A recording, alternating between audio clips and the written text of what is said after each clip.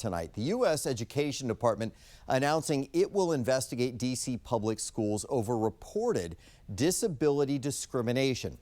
Now, this comes after we've reported for years about delays and issues with transportation for special education students. Our 7 News' Carl Willis shares what the federal agency will be looking into.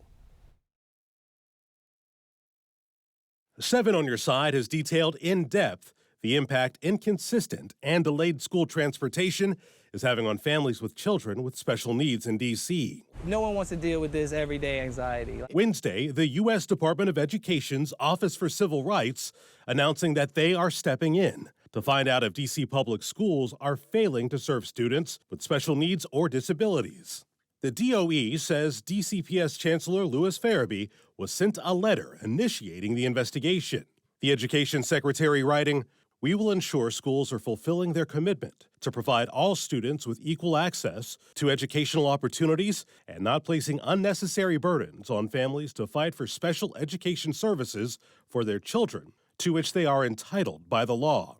The DOE cites a report by the D.C. Advisory Committee to the U.S. Commission on Civil Rights in which it found DCPS received more complaints per 10,000 students in special education than any state or territory in the country, and that the district's resolution system places the burden of accessing services on students and parents. Local families tell 7 News on your side that students are missing lessons because their children are either arriving to school late or not making it to school at all because of the busing system. Back in January, we reported a judge decided that a case filed by a nonprofit that represents 5 D.C. families can proceed. There are already so many barriers to students with disabilities receiving an equal education, and transportation should not be one of them. That case moves forward as the DOE's investigation begins. Carl Willis, 7 News.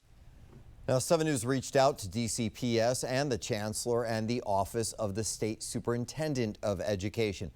We are still waiting to hear back. As Carl mentioned, it's not the first round of controversies that DCPS has had with students with disabilities, and you can find our extensive reporting going back years on this subject. It's on our website, WJLA.com. Turning now to the weather, it was pouring rain across the DMV. The question now, should we anticipate needing our umbrellas tomorrow?